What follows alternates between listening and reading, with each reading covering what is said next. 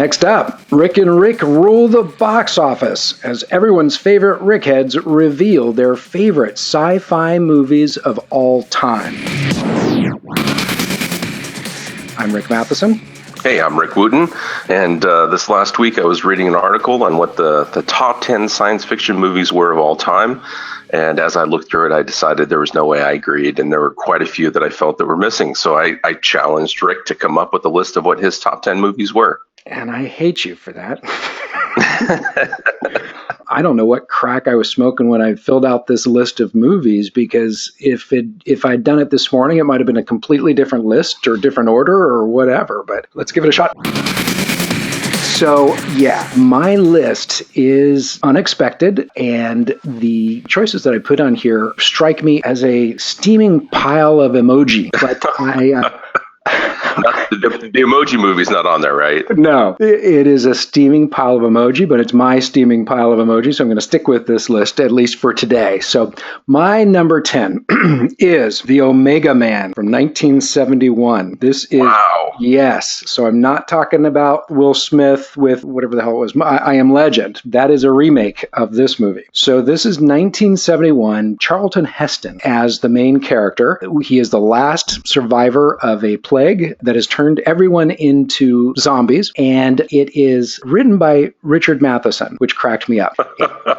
And that's awesome. Yes. So Matheson figures actually, I think, a couple times in my lists, but he is obviously a prolific sci-fi writer, and he wrote Spielberg's first movie, Duel. So Charlton Heston, he is the last survivor. He was working on a vaccine for this disease before the plague strikes.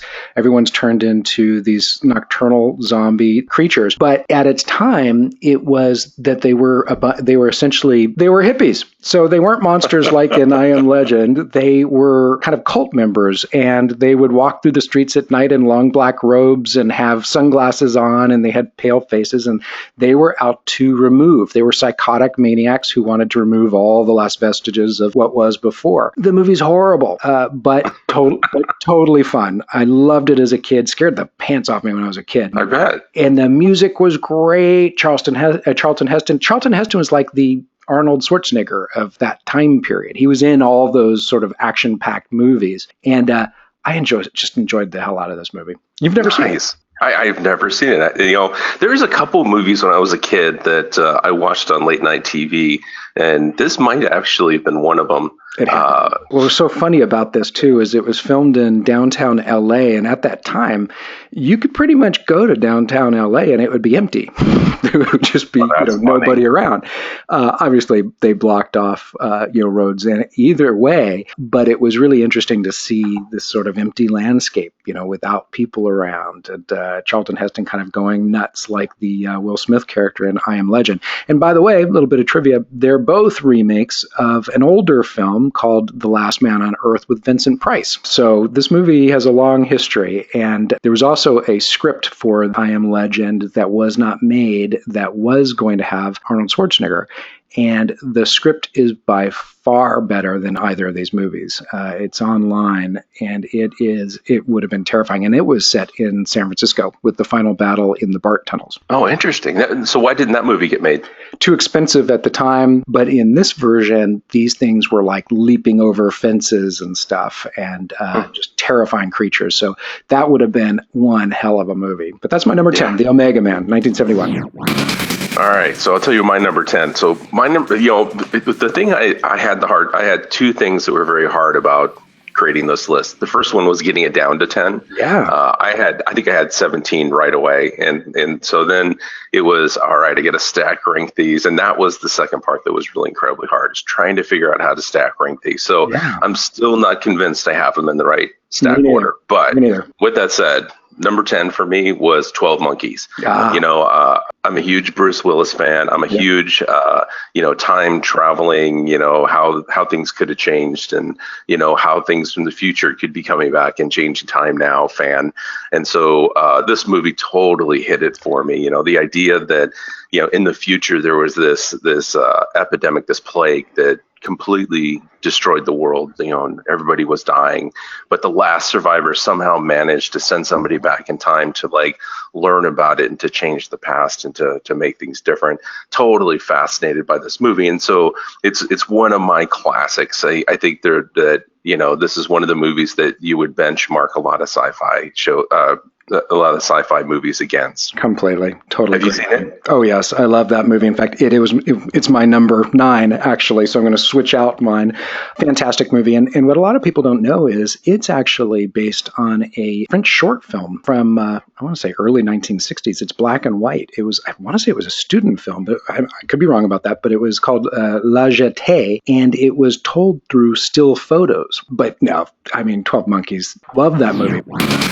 Cool. So that's your 10. That was my number 9, but I'm going to switch it out because I had some notes in my margin here, and I was kind of hesitant to mention it. It's not intuitive at all. So my number 9 sci-fi movie is Home Alone 2, Lost in Manhattan. No, just kidding. My number... I thought you were going to say the Emoji Movie. No, I'm going to make my number 9 movie the movie About Time. And it is from 2013, and it's directed by Richard Curtis, who did Love Actually and 4 Weddings and a Funeral, those movies. I don't know how I came across this movie, but I got sucked right in. It's Rachel McAdams and Bill Nighy and this young guy that I think is on the Star Wars movies now. I think he's one of the bad guys in Star Wars. This is a story about this guy who, when he turns 21 years old, he learns that the men in his family can travel through time. They can travel anywhere backward in time, and I think they just populate their bodies. I don't think there's like doubles walking around, if I remember correctly. And so it's almost like the Butterfly Effect if the Butterfly Effect were a romantic comedy. It's too long. The movie's too long, but I thoroughly enjoyed it. It is not an intuitive member of a top 10 list for sci-fi at all, but I don't know. I was smoking when I made this list, but that's going to be my number 9 because I enjoyed it, and I felt it when I was making my list. So I haven't seen this one. In most time traveling movies, it tends to end badly. Somebody goes back, they change the past, and all of a sudden everything in the future goes awry. Is that how this movie goes, or does it somehow end with a happy ending? Because you said it was kind of a romantic comedy. Yeah, no, there definitely are dramatic challenges.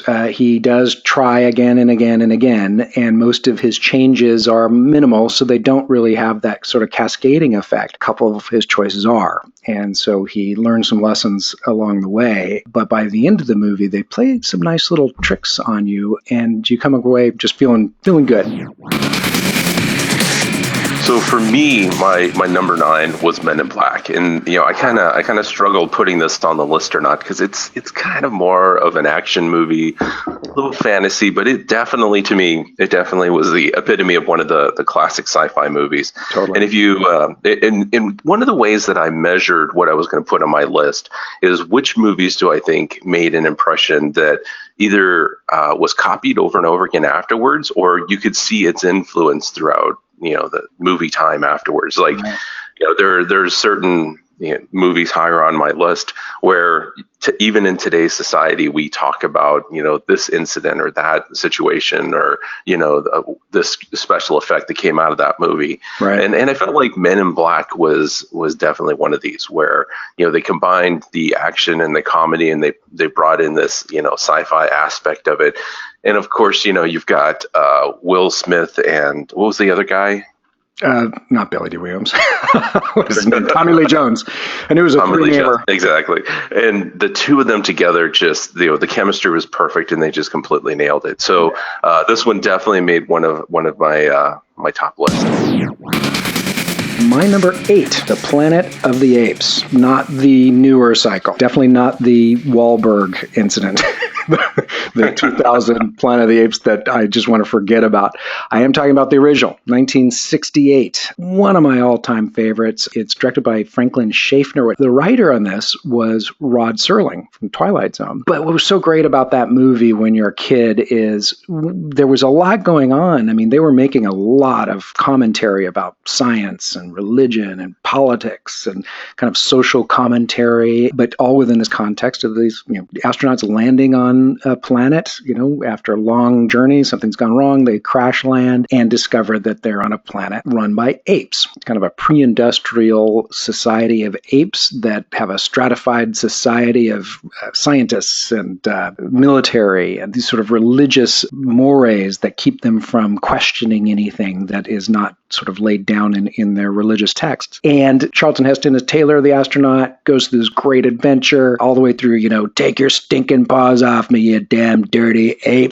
That's right. To discovering at the very end that last scene where he's on the beach and sees the Statue of Liberty buried in shoulder deep in rock and sand, and realizes that he had simply returned home many thousands of years later, and that man had ended up destroying himself. That blew me away when I was 5 or whatever when I saw it. Just loved that movie. I'd read one time that both the studios and the guy who wrote the book felt that it wouldn't actually make a good movie, and that they weren't totally bought into it, and that it was actually the person who adapted it to the screenplay and the makeup artist who convinced them to actually make it. And what's interesting is the makeup won the Academy Award that year for Best Makeup, but everyone said that it was a mistake because 2001: A Space Odyssey came out that same year, and at the very beginning they have these apes at the beginning that are so realistic, people thought they were real apes. And so everyone was saying, oh, they got robbed. It shouldn't have been Planet of the Apes. So for me, my number 8 was Alien. This is back in 1979. This is one of the older movies I have on my list. Back in 1979, this completely changed everything. I mean, that you got to think about when this movie was made. The special effects were all physical. There was no digital special effects. Right. They had to come up with how to do all these crazy scenes, these spacecrafts, these aliens with puppets and with different stop action animation, and it was to me one of the most iconic, impactful space movies that have come out. And of course, Sigourney Weaver, she just absolutely killed it. She will for always be the Ripley of that series. And so for me, this and as a kid, I remember going to see this in the theater, and it just terrified me. And forever changed my view of aliens being friendly ETs.